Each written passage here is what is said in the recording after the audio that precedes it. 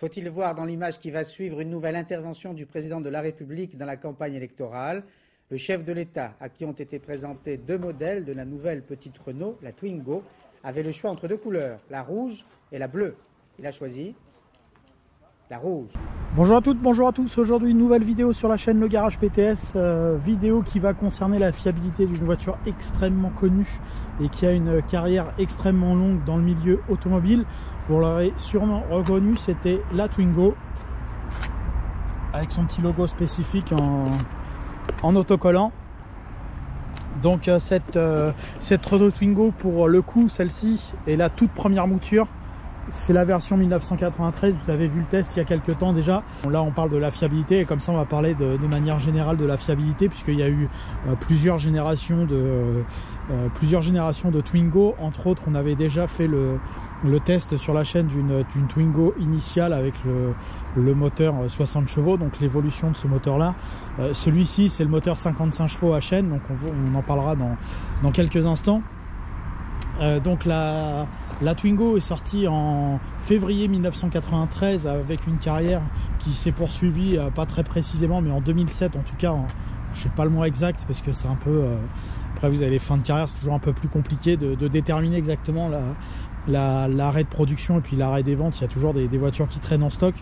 Donc dans tous les cas, la fin de vente a été 2007. Donc on a une carrière qui est quasiment de 15 ans. Donc c'est quand même... Pas tous les modèles ont une carrière aussi longue. Ça prouve également le succès qu'a eu cette voiture sur le marché grâce à un certain nombre de qualités au niveau de son concept. Et puis sa facilité d'utilisation. Et puis c'est pas une voiture qui était ni très chère à produire, ni très chère à la vente. C'est un petit peu pour l'introduction. Maintenant on va quand même partir sur la base même de cette vidéo, c'est-à-dire la fiabilité, en commençant comme d'habitude par la partie extérieure de la voiture. Alors les Twingo premières du nom sont sortis au départ avec des pare-chocs, donc des gros pare-chocs en plastique noir, avec une simplicité technique évidente. On peut voir que là le pare-choc est avec une vis apparente. Les rétroviseurs c'est pareil, hein, toutes les parties en plastique ont des vis apparentes pour faciliter leur démontage et donc leur remplacement, pour gagner du temps en termes de coût. Donc ça c'est plutôt génial comme idée, dans le principe où on a une voiture qui est très simple, donc on cherche pas forcément à avoir des qualités de finition exceptionnelles. Et donc sur ces premières versions avec les pare-chocs noirs, elles ont le mérite, alors même si ça fait bas de gamme entre les vis apparentes et vraiment le plastique brut de base, et bah au moins ça fait bien son travail, puisque là on peut voir que sur cet exemplaire de 1993, alors même s'il a bien été nettoyé là, on peut voir qu'il n'est pas particulièrement marqué. Il a simplement ici une toute petite décoloration. Mais pour l'ensemble, pour une petite voiture de base, et ici la vis ça commence à souffrir un petit peu à gauche. Hormis ça, on peut voir que les gros boucliers sont plutôt costauds. Alors c'est vrai que je peux pas vous dire s'ils sont d'origine ou pas, mais globalement sur le marché il faut vraiment forcer pour avoir une Twingo avec ces problèmes de boucliers. Les baguettes qui étaient proposées en accessoires sur ces toutes premières séries font bien leur job. Elles permettent d'éviter d'avoir trop des gros coups de porte. Alors même si la tôle est assez fine sur la Twingo et qu'elle marque assez vite, mais malgré tout, quand vous avez cet accessoire baguette latérale comme sur cette toute première série de Twingo, c'est plutôt intéressant. Après ça a été monté d'origine, donc au fur et à mesure des années c'est plutôt pas mal. La peinture est, encore une fois, donc sur ces premières séries, une peinture non métallisée, elle est simplement vernie. Donc pas particulièrement de problème d'application sur ces versions de base. Alors parfois le vernis peut se décoller, mais franchement vis-à-vis du niveau de gamme et de l'année de la voiture, les ensembles peintures sont plutôt très bonnes. C'est plutôt presque même remarquable, j'ai envie de dire, encore une fois vis-à-vis du niveau de gamme, hein. Évidemment, on va avoir certaines peintures qui cloquent, mais c'est nettement moins courant que sur ses concurrentes françaises, style 106 Saxo. Les peintures des Twingo quand même vieillissent beaucoup mieux, donc c'est plutôt assez avantageux, intéressant. Toujours pareil, donc comme je disais, hein, dans la simplicité de démontage, donc les rétroviseurs, mais également les feux arrière. On va le voir dans quelques minutes, mais ils s'enlèvent simplement en déclipsant comme ça. Vous avez accès aux ampoules. Tout ça, ça permet de réduire forcément le budget de réparation de cette voiture. Et ma foi, je vous dis, c'est plutôt bien pensé, c'est plutôt des bonnes idées, donc on crache pas dessus. Ça fait plutôt plaisir pour une fois qu'on soit dans le bon sens de ce côté-là. Pareil, pas de problème d'application de peinture sur les versions plus récentes avec la peinture métallisée. Globalement, c'est plutôt pas mal. Et quand vous avez une version un peu plus haut de gamme et un peu plus récente avec les rétros et comment dirais-je, les pare-chocs peints, pas grand-chose non plus à y signaler. L'ensemble vit plutôt bien les années avec une qualité de fabrication, encore une fois, pour le niveau de gamme, qui est plus que correct. Au sujet de l'intérieur de cette Renault Twingo, surtout sur ses premières phases, on est sur une voiture dérivée de la Super 5 et très très basique dans son économie. C'est-à-dire qu'on peut voir la tôle apparente, les plastiques également sont relativement mineurs et très durs. Donc on est sur du plastique bas de gamme, hein. En même temps, on est sur une voiture qui valait 55 000 francs neuve en 1993. Donc on pouvait évidemment pas obtenir des gros plastiques moussés, des boiseries et autres matières nobles telles le cuir ou l'aluminium. Malgré tout, bah voilà, hein, ça fait quasiment 30 ans que c'est là sur la Twingo. Les peintures vertes spécifiques aux premières séries ne partent pas, contrairement au Twingo 2 où ils avaient voulu appliquer une espèce de surcouche sur les boutons, sur les Renault. Il y avait les Twingo, les Clio, etc. qui avaient une espèce de surcouche de matière sur les boutons. Ça faisait dégueulasse, ça collait, etc. C'était pas la plus grande idée de Renault. Et bah là, pour le coup, cette peinture verte qui est teintée directement dans la masse, elle part pas malgré les lavages, les utilisations, les années. Alors là, on peut voir qu'il y a eu un bricolage avec au niveau de la poignée de porte, hein. Ils ont mis une rondelle parce que certainement qu'elle a cassé avec les années, hein. Je peux pas y reprocher grand chose à ça. Malgré tout, franchement, c'est mieux qu'une AX, c'est mieux qu'une 106 phase 1. Les tableaux de bord ils cassent pas. Alors il raye facilement, on peut voir là le volant raye assez facilement. Cet exemplaire là est plutôt bien préservé puisque hormis le centre de volant et la poignée de porte qui est cassée, et voilà, peut-être un petit écart ici. L'exemplaire si montré ici est plutôt pas mal. Mais globalement, c'est le ton d'une Twingo de première génération. Si elles sont entretenues correctement, elles resteront comme celle-ci, donc sans niveau d'usure particulier. Et encore une fois, c'est même mieux sur les toutes premières puisque toutes ces commandes vertes sont mieux faites que sur les Twingo d'après où ils ont cherché à faire une sorte de matière un peu plus noble. Donc voilà, l'ensemble est plutôt basique. Après les sièges, évidemment, non seulement ils sont pas très confortables, mais ils ont parfois tendance un petit peu à s'user. On peut voir que là la toile, même si ça se voit pas trop, la toile est un petit peu détendue. Mais franchement, c'est pour la catégorie, c'est plus qu'honnête, plus que correct. Pareil, les moquettes sont rases, hein, évidemment, elles sont très fines, mais voilà, ça craque pas particulièrement. Franchement, c'est basique, mais c'est plutôt bien fait. Donc pas grand chose à reprocher à cette voiture. Pour ce qui est des accessoires électriques, alors évidemment cette Twingo de 93 dispose d'un nombre d'équipements plus que limité. Et au fur et à mesure des années, les équipements ont monté, comme par exemple la initiale que j'avais montré il y a quelques mois. La voiture forcément avait un certain nombre d'équipements supplémentaires qui posait pas particulièrement de problème. Simplement, on pouvait signaler de manière récurrente différents points. On avait un problème qui était récurrent d'airbag En fait, c'était les fils qui étaient sous les sièges qui avaient tendance à se dessouder au niveau des cosses. Donc, il fallait enlever les cosses et refaire les fils. Et au moins, votre voyant d'airbag qui se situait au centre ici avait partait. Donc, vous étiez tranquille de ce côté-là. Un autre problème qui était un peu plus embêtant, mais qui, pareil, pouvait se régler pour un moindre coût, c'était un problème d'antidémarrage. Donc, parfois, alors là, celle-ci, la 93 ne l'a pas. C'est un modèle vraiment de base. On n'est pas embêté par ça, mais quand vous mettiez votre clé de contact sur la version de deuxième série, vous aviez une petite loupiote là qui pouvait se mettre à clignoter vite à cet endroit-là, et du coup c'était un petit peu si elle se mettait à clignoter vite, ça veut dire qu'elle reconnaissait pas la clé, le transpondeur ne reconnaissait pas la clé, pardon.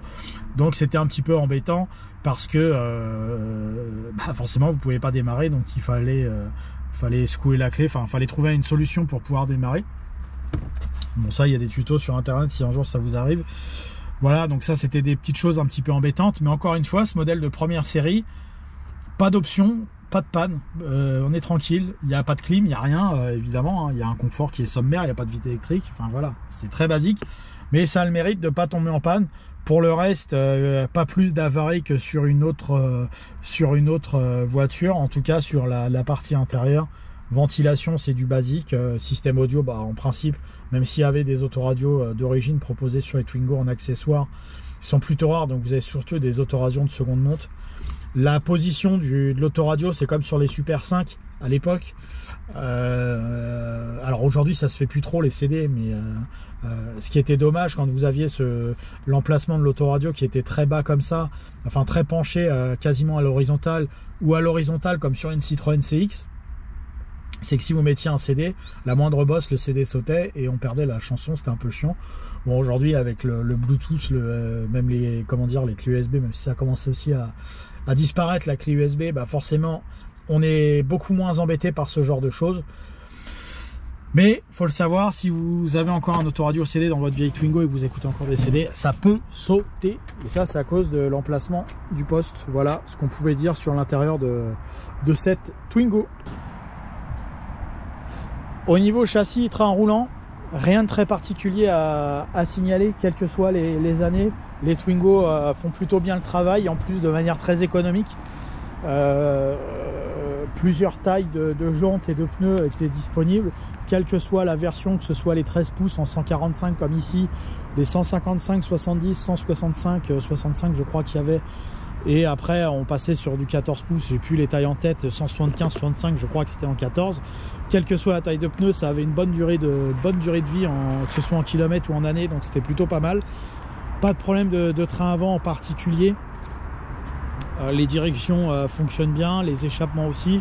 Tout ça c'est d'un niveau vraiment meilleur que proposait Peugeot, encore une fois, à ce moment-là. Donc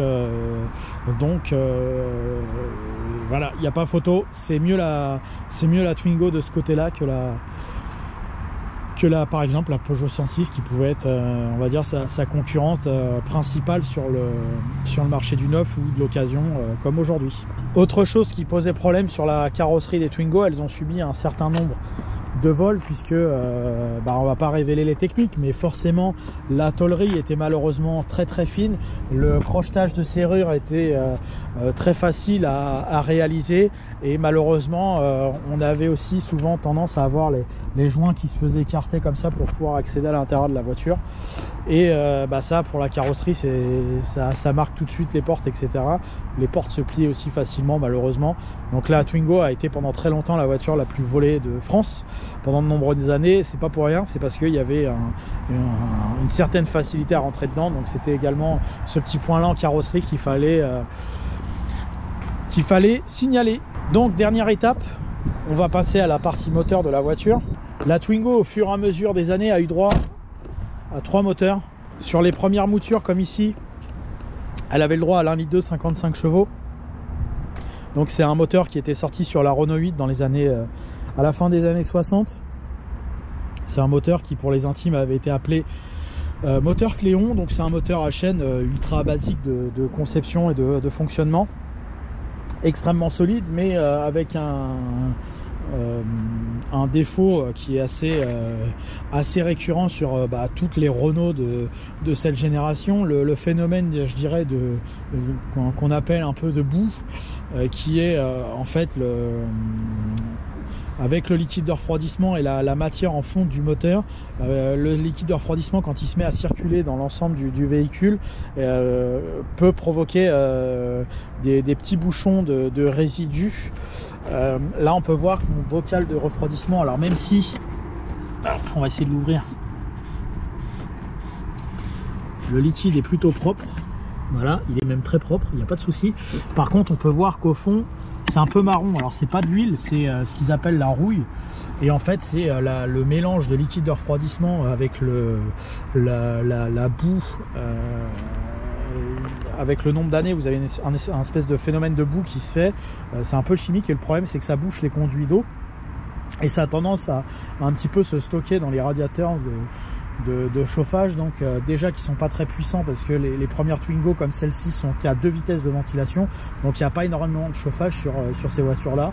C'est un petit peu un défaut mécanique de ces premières séries. Voilà, donc hormis ce petit défaut de phénomène de rouille qui peut se faire dans les différents radiateurs et vous créer un chauffage un peu faible, on est sur une conception mécanique de plusieurs dizaines d'années, donc pas grand chose de problématique sur ces voitures, si ce n'est forcément un comportement un peu plus, je dirais, heurté, un peu moins, peut-être un peu moins agréable à conduire que forcément que ce soit les dernières Twingo ou les dernières productions. C'est un peu plus broutant, entre guillemets. Je sais pas si vous comprendrez ce que je veux dire. La sensibilité au niveau de l'allumage et de l'arrivée d'essence est un peu moins optimisée, donc c'est un peu plus délicat à régler. Donc voilà, c'est un petit peu plus compliqué de ce côté-là. C'est plus dans l'agrément de conduite que qu'un défaut réellement mécanique avec une potentielle panne. Donc ça c'est un point à ne pas négliger dans l'éventualité où vous voulez avoir un véhicule de ce type. Après sur les Twingo type D qui ont on va dire la même idéologie mécanique, simplement elles sont à courroie distribution à remplacement régulier, hein, tous les 5 ans ou 80 000 km. Donc ces voitures-là n'ont pas non plus de défauts particuliers, malgré qu'elles aient peut-être des capteurs un peu plus nombreux. Elles ont l'avantage d'avoir un comportement mécanique un peu moins heurté, pas grand-chose à signaler de plus, peut-être une propension à cramer des différents capteurs, style capteur PMH, un peu plus facilement, mais franchement rien de vraiment dramatique à signaler sur ces voitures. Et pour les dernières, donc les CSV qui représentaient le haut de gamme à partir de 99-2000, et pareil, pas grand chose à y dire. Alors je sais qu'il y avait il y a une vingtaine d'années, il y avait un certain nombre de rappels chez Renault qui demandaient à ce que les faisceaux moteurs au niveau des bobines d'allumage soient refaits, parce qu'il y avait des problèmes soit de court-circuit, soit ça empêchait la voiture d'amarrer, soit plus grave, ça pouvait créer un début d'incendie. Mais je pense que c'est quelque chose qui a été réglé assez vite en après-vente, puisqu'aujourd'hui on n'entend plus du tout parler. Mais je sais qu'il y a 20 ans, c'est quelque chose qui existait sur les Twingo CSV. Donc voilà, à vérifier ça. Mais après, forcément, vous allez avoir des bobines qui vont céder plus facilement et avoir également une courroie de distribution avec ce que ça implique un moteur CSV, un coût d'utilisation un petit peu supérieur, une consommation un peu moindre que cette version. Consommation qui n'est pas non plus folle, hein, sur ces moteurs Cléon. Moi, pour faire le test, en fait, ce que je fais, c'est que je mets 10 litres de carburant dans la voiture à partir du moment où je rentre en réserve, et je vois combien je fais de kilomètres de la même façon. En revenant en réserve sur une base de 10 litres, et effectivement, avec 10 litres, c'est une voiture auquel je fais 120-130 km Donc c'est une consommation de 7,6, 7,8. Peut-être que vous allez faire 1 litre de moins avec une CSV, mais c'est pas non plus énorme en termes de consommation entre les deux versions. Donc c'est pas non plus rédhibitoire. Vous êtes malgré tout à moins de 8 litres au 100 en utilisation mixte, évidemment sans fracasser la voiture à chaque accélération. Donc ça reste plutôt correct. Passons donc à la note de cette génération de Renault Twingo 1. Donc étant donné que c'est une voiture très simple, on ne peut pas mettre une note extrêmement élevée, puisque forcément elles ont l'avantage, les Twingo, même sur les hauts de gamme avec les versions initiales cuir et tout ouvrant, enfin tout ouvrant en option bien sûr, d'avoir l'avantage de la simplicité, je dirais. Donc c'est un avantage, puisque d'un côté, comme on l'a vu tout à l'heure, il y a un certain nombre de pièces qui vont s'enlever relativement facilement et se remettre de la même façon assez simplement. Malgré tout, on ne peut pas lui mettre une note très élevée, puisque l'équipement intérieur est sommaire. La finition est plutôt digne d'un utilitaire. Alors on ne peut pas lui reprocher, parce que le prix de départ a été très faible. Mais malgré tout, il faut quand même le prendre en compte pour être tout à fait objectif. Maintenant, c'est une voiture qui est sans défaut majeur. Il n'y a pas d'usure particulière sur ces Twingo. Avec de l'entretien, ça dure très longtemps. On peut voir, hein, la voiture a 30 ans, 175 000 km, ça n'a pas bougé. Donc c'est plutôt bon signe. C'est une voiture pour laquelle je vais mettre 14 sur 20. C'est plutôt je crois que c'est la meilleure note en petite voiture avec la Smart, mais qui était beaucoup plus moderne. On attend de voir une Smart dans 20 ans pour voir si elles ont le même niveau de vieillissement que ces Twingo. Et en tout cas, pour un modèle extrêmement basique, hein, qui est la Twingo, c'était vraiment le premier prix de chez Renault pendant très longtemps. Et c'est quelque chose qui a été remarquablement conçu. Donc 14 sur 20 est une excellente note pour une petite voiture. Voilà, merci à vous d'avoir suivi ce nouvel avis fiabilité concernant la Renault Twingo première génération, donc 1993 à 2007. Merci à vous d'être toujours plus nombreux, fidèles à aimer, à commenter et à partager les vidéos de la chaîne Le Garage PTS sur YouTube. Merci à vous, à bientôt.